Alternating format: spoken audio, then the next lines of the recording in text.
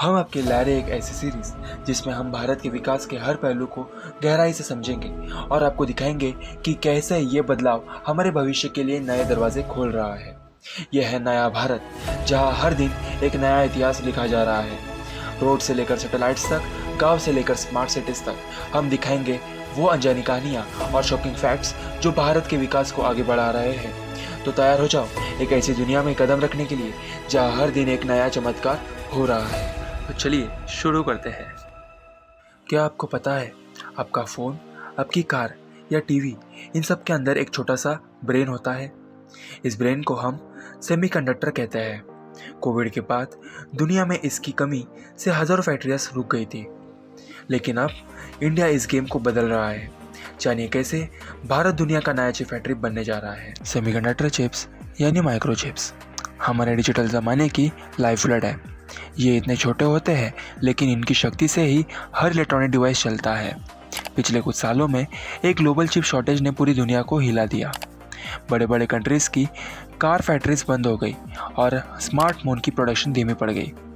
इसकी वजह थी पूरी सप्लाई चेन का कुछ ही देशों पर डिपेंड होना, जैसे कि ताइवान, साउथ कोरिया और चाइना। लेकिन अब इस रेस में इंडिया ने एक बड़ी एंट्री मार दी है।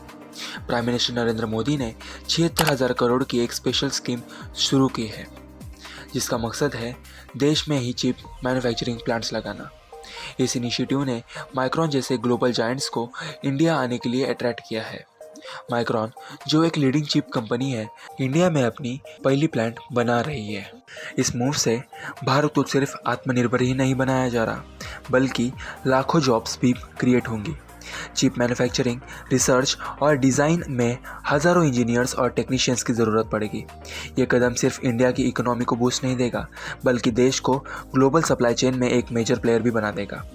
क्या आपको लगता है कि 2030 तक इंडिया सेमीकंडक्टर सुपर पावर बन जाएगा?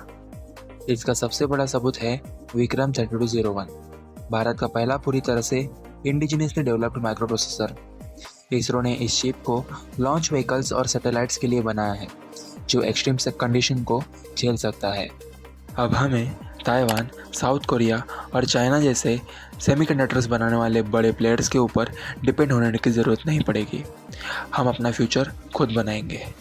अगर आपको ये वीडियो अच्छी और इन्फॉर्मेटिव लगी हो तो प्लीज़ लाइक, शेयर और सब्सक्राइब कीजिए। धन्यवाद।